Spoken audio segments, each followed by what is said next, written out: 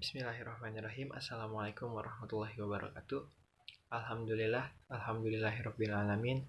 Wabihi nasta'inu ala umuri dunya waddin.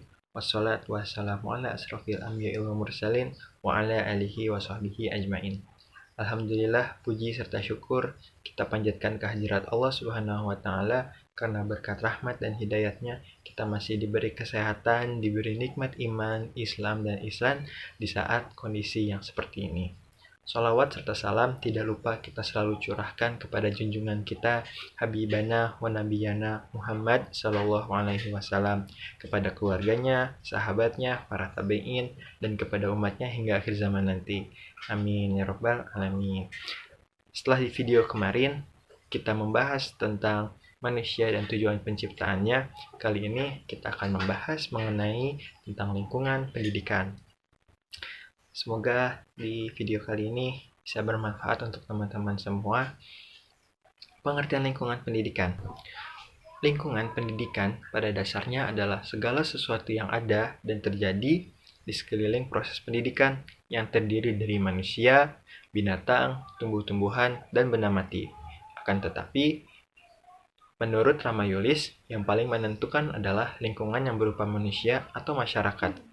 Dalam arti yang luas, lingkungan mencakup iklim dan geografis, tempat tinggal, adat istiadat, pengetahuan, pendidikan, dan alam. Dengan kata lain, lingkungan adalah segala sesuatu yang ada terdapat dalam lingkungan kehidupan yang senantiasa berkembang. Dengan demikian, lingkungan adalah segala yang ada di sekitar anak, baik berupa benda-benda, peristiwa-peristiwa yang terjadi, maupun kondisi masyarakat, terutama yang dapat memberi pengaruh yang kuat terhadap anak, yaitu lingkungan di mana proses pendidikan berlangsung dan lingkungan di mana anak bergaul sehari-hari. Pengaruh lingkungan terhadap anak didik ini bisa menjadi positif, bisa juga menjadi negatif. Positif apabila memberikan dorongan terhadap keberhasilan proses, dan negatif apabila lingkungan menghambat keberhasilan proses pendidikan. Dapat dipahami bahwa lingkungan pendidikan Islam adalah suatu lingkungan yang di dalamnya terdapat ciri-ciri keislaman yang memungkinkan terselenggaranya pendidikan Islam dengan baik. Pada periode awal, umat Islam mengenal lembaga pendidikan berupa kutab, yang mana di tempat ini diajarkan membaca dan menulis Al-Quran. Lalu diajarkan pula ilmu Al-Quran dan ilmu-ilmu agama lainnya. Dengan demikian, dapat dikatakan bahwa pendidikan-pendidikan Islam mengenal adanya rumah, masjid, kutab, dan madrasah sebagai tempat berlangsungnya pendidikan, atau disebut juga sebagai lingkungan pendidikan. Lingkungan pendidikan memiliki macam-macamnya. Yang pertama, lingkungan keluarga. Keluarga adalah lingkungan utama yang dapat membentuk watak dan karakter manusia. Keluarga adalah lingkungan pertama di mana manusia melakukan komunikasi dan sosialisasi diri dengan manusia lain selain dirinya. Di keluarga pula, manusia untuk pertama kalinya dibentuk baik sikap maupun kepribadiannya.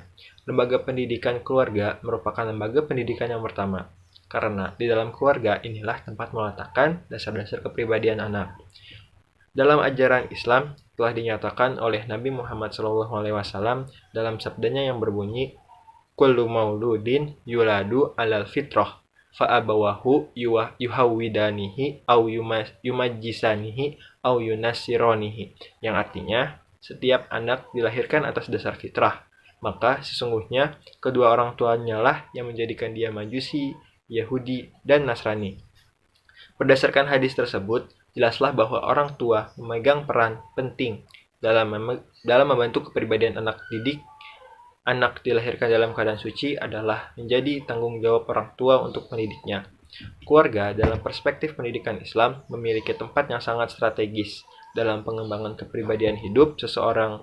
Baik buruknya kepribadian seseorang akan sangat tergantung pada baik buruknya pelaksanaan pendidikan Islam di keluarga. Yang kedua, lingkungan sekolah. Sekolah adalah lembaga pendidikan yang sangat penting sesudah keluarga, karena semakin besar kebutuhan anak, maka orang tua menyerahkan tanggung jawabnya sebagian kepada lembaga sekolah. Sekolah berfungsi sebagai pembantu keluarga dalam mendidik anak. Sekolah juga memberikan pendidikan dan pengajaran kepada anak-anak mengenai apa yang tidak dapat atau tidak ada kesempatan orang tua untuk memberikan pendidikan dan pengajaran di dalam keluarga. Oleh karena itu, sudah sepantasnya lah orang tua menyerahkan tugas dan tanggung jawabnya kepada sekolah. Tugas guru dan pemimpin sekolah, di samping memberikan ilmu pengetahuan-pengetahuan, keterampilan, juga mendidik anak beragama, disinilah sekolah berfungsi sebagai pembantu keluarga dalam memberikan pendidikan dan pengajaran kepada anak didik. Pendidikan budi pekerti dan keagamaan yang diselenggarakan di sekolah-sekolah haruslah merupakan kelanjutan. Setidaknya, jangan bertentangan dengan apa yang diberikan dalam keluarga. Bagi setiap muslim yang benar-benar beriman dan melaksanakan ajaran Islam, mereka berusaha untuk memasukkan anaknya ke sekolah yang diberikan pendidikan agama. Dalam hal ini, mereka mengharapkan agar anak didiknya kelak memiliki kepribadian yang sesuai dengan ajaran Islam atau dengan kata lain berkepribadian Muslim. Yang dimaksud dengan kepribadian Muslim adalah kepribadian yang seluruh aspeknya, baik tingkah lakunya, kegiatan jiwanya, maupun filsafat hidup dan kepercayaannya menunjukkan pengabdiannya kepada Tuhan, penyerahan diri kepadanya. Yang ketiga, yaitu lingkungan masyarakat. Lembaga pendidikan masyarakat merupakan lembaga pendidikan yang ketiga sesudah keluarga dan sekolah. Corak ragam pendidikan yang diterima anak didik dalam masyarakat ini banyak sekali, meliputi segala bidang baik pembentukan kebiasaan, pembentukan pengetahuan, sikap dan minat maupun pembentukan kesusilaan dan keagamaan. Pendidikan dalam pendidikan masyarakat ini bisa dikatakan pendidikan secara tidak langsung, pendidikan yang dilaksanakan dengan tidak sadar oleh masyarakat dan anak didik secara sadar atau tidak telah mendidik dirinya sendiri, mencari pengetahuan dan pengalaman sendiri, mempertebal imannya, serta keyakinan dan keagamaan di dalam masyarakat. Dalam membahas tentang lingkungan pendidikan, ayat Al-Quran yang membahas tentang tersebut salah satunya yaitu surat Luqman ayat 12-15 yang berbunyi, A'udzubillahi minasyaitonirrajim, Bismillahirrahmanirrahim. Walaqad atayna Luqmanal hikmata an ishkur lillah wa man yashkur fa innama yashkuru li nafsihi wa man kafara fa innallaha ghaniyyun hamid. Wa idh qala Luqmanu libnihi wa huwa ya'idhuhu ya bunayya la tusyrik billah inna syirka lazulmun azim. Wa wassaynal insana biwalidayhi hamalathu ummuhu wahnan ala wahnin wa fisaluhu fi 'amaini an ishkur li wa liwalidayka ilayyal masyir. Wa in jahadaka ala an tusyrika bima laysa laka bihi ilmun fala tuti'huma wa sahibhuma fid dunya ma'rufa wattabi' sabila man anaba ilayya thumma ilayya marji'ukum fa unabbi'ukum bima kuntum ta'malun. Al-ayah yang berbunyi ayat artinya, dan sungguh telah kami berikan hikmah kepada Luqman, yaitu bersyukurlah kepada Allah, dan barang siapa bersyukur kepada Allah, maka sesungguhnya dia bersyukur untuk dirinya sendiri. Dan barang siapa yang tidak bersyukur, maka sesungguhnya Allah Maha Kaya, Maha Terpuji. Dan ingatlah ketika Luqman berkata kepada anaknya dalam keadaan dia menasihatinya, wahai anakku, janganlah engkau mempersekutukan Allah. Sesungguhnya mempersekutukan Allah adalah kezaliman yang besar. Dan kami perintahkan kepada manusia agar berbuat baik kepada kedua orang tuanya. Ibunya telah mengandungnya dalam keadaan lemah yang bertambah-tambah, dan menyapihnya dalam usia 2 tahun. Bersyukurlah kepadaku dan kepada kedua orang tuamu, hanya kepada aku kembalimu.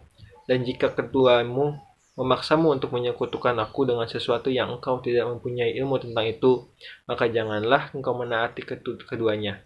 Dan pergaulilah keduanya di dunia dengan baik, dan ikutilah jalan orang yang kembali kepadaku, kemudian hanya kepadaku tempat kembalimu, maka akan aku beritahukan kepadamu apa yang telah.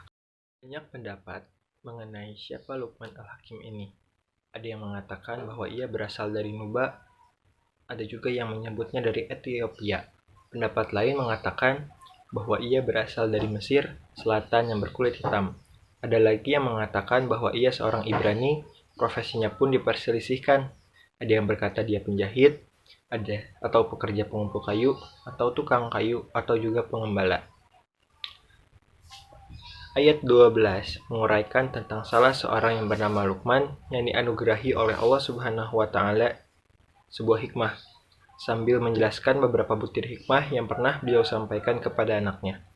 Para ulama mengajukan aneka keterangan tentang makna hikmah. Antara lain bahwa hikmah berarti mengetahui yang paling utama dari segala sesuatu, baik pengetahuan maupun perbuatan. Ia adalah ilmu amaliyah dan amal ilmiah. Ia adalah ilmu yang didukung oleh amal dan amal yang tepat dan didukung oleh ilmu. Di ayat 13 dilukiskan pengalaman hikmah itu oleh Luqman serta pelestariannya kepada anaknya. Ia pun mencerminkan kesyukuran beliau atas anugerah itu. Ayat ini berbunyi, dan ingatlah ketika Luqman berkata kepada anaknya di waktu ia dari saat ke saat memberi pelajaran kepadanya, bahwa, hai anakku, janganlah kamu mempersekutukan Allah dengan segala sesuatu apapun, dan jangan juga mempersekutukannya dengan persekutuan pun. Lahir maupun batin, persekutuan yang jelas maupun tersembunyi, sesungguhnya syirik, yakni mempersekutukan Allah, adalah benar-benar kezaliman yang besar. Itu adalah penempatan sesuatu yang sangat agung pada tempat yang sangat buruk. Ayat 14 Luqman menyatakan hal itu kepada anaknya sebagai nasihat kepadanya. Padahal kami telah mewasiatkan anaknya dengan wasiat itu seperti apa yang dinasihatkannya menyangkut hak kami. Thahir Ibnu Asyur berpendapat bahwa jika kita menyatakan bahwa Luqman bukan seorang nabi, maka ayat ini adalah sisipan yang sengaja diletakkan sebagai wasiat Luqman yang lalu tentang keharusan mengesahkan Allah dan mensyukurinya. Allah menggambarkan betapa sejak dini telah melimpahkan anugerah kepada hamba-hambanya dengan mewasiatkan anak agar berbakti kepada orang tuanya. Di ayat 15 menjelaskan tentang pengecualian menaati perintah kedua orang tua, sekaligus menggarisbawahi bahwa sanya wasiat Luqman kepada anaknya tentang keharusan meninggalkan kemusyrikan dalam bentuk serta kapan dan dimanapun. Kewajiban menghormati dan menjalin hubungan baik dengan ibu bapa menjadikan sementara ulama berpendapat bahwa seorang anak boleh saja membelikan untuk ibu bapaknya yang kafir dan fakir minuman keras kalau mereka telah terbiasa dan senang meminumnya, karena minum minuman keras buat orang kafir bukanlah sesuatu yang munkar. Ayat ini mengandung pesan yang pertama, bahwa mempergauli dengan baik itu hanya dalam urusan keduniaan, bukan keagamaan. Yang kedua, bertujuan meringankan beban tugas itu karena ia hanya untuk sementara, yakni selama hidup di dunia yang hari-harinya terbatas, sehingga tidak mengapalah memikul beban kebaktian kepadanya. Dan yang ketiga, bertujuan menghadapkan kata dunia dengan hari kembali kepada Allah yang dinyatakan di atas kalimat dengan hanya kepadaku kembali kamu. Quran Surat Luqman ayat 12-15 ini memiliki banyak makna bagi kehidupan setiap manusia. Ayat ini menggambarkan bahwasanya dari kisah Luqman yang dijabarkan dalam Al-Quran mengajarkan pentingnya bersyukur kepada Allah, pentingnya iman utuhnya terhadap Allah, pentingnya ajaran tauhid kepada anak, pentingnya memuliakan orang tua dan lain-lain. Dan pelajaran-pelajaran penting dalam Al-Quran Surat Luqman ayat 12-15 ini, yaitu yang pertama, perintah bersyukur. Syukur kepada Allah Subhanahu wa taala adalah inti ibadah, pokok kebaikan, dan merupakan hal yang paling wajib atas manusia, karena tidak ada pada diri seorang hamba dari nikmat yang tampak maupun tersembunyi, yang khusus maupun umum, melainkan berasal dari Allah Subhanahu wa taala. Allah Azza wa Jalla memberikan sebagai kebaikan dan menolak kejahatan dan keburukan. Oleh karena itu, seorang hamba harus benar-benar bersyukur kepadanya. Hendaknya seorang hamba berusaha dengan segala cara yang dapat mengantarnya dan membantunya untuk bersyukur kepada Allah Subhanahu wa taala. Yang kedua, pentingnya ajaran tauhid. Tauhid adalah pegangan pokok dan suatu hal yang sangat menentukan bagi kehidupan manusia. Dia merupakan landasan bagi setiap amal yang dilakukan oleh seorang hamba. Menurut tuntunan Islam, hanya tauhidlah yang akan mengantarkan manusia kepada kehidupan yang baik dan kebahagiaan yang hakiki di alam akhirat nanti.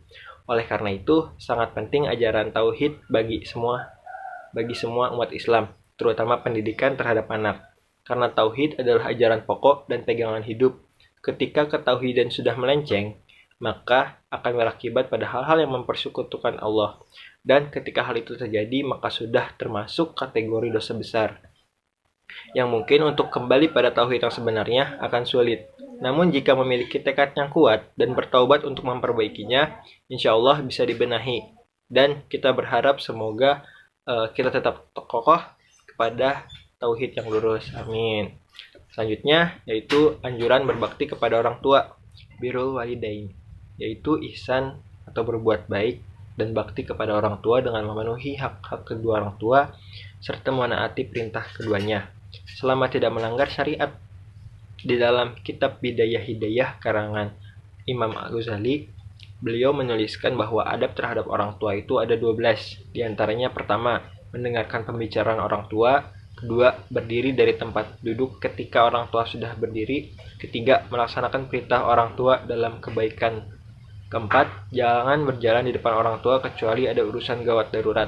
Kelima, jangan mengeraskan suara dibanding orang tua. Keenam, menjawab pertanyaan orang tua dengan lemah lembut. Ketujuh, tawadu terhadap orang tua. Kedelapan, dahulukan keinginan orang tua. Kesembilan, jangan perhitungan terhadap orang tua. Kesepuluh, jangan marah atau terlihat marah di depan orang tua. Kesebelas, jangan bermuka sinis di depan orang tua. Dan yang terakhir, jangan berangkat sebelum izin terhadap orang tua. Mungkin itu semua dari yang bisa saya sampaikan. Semoga bermanfaat untuk teman-teman semua. Bagi yang mendengarkan, melihat semuanya,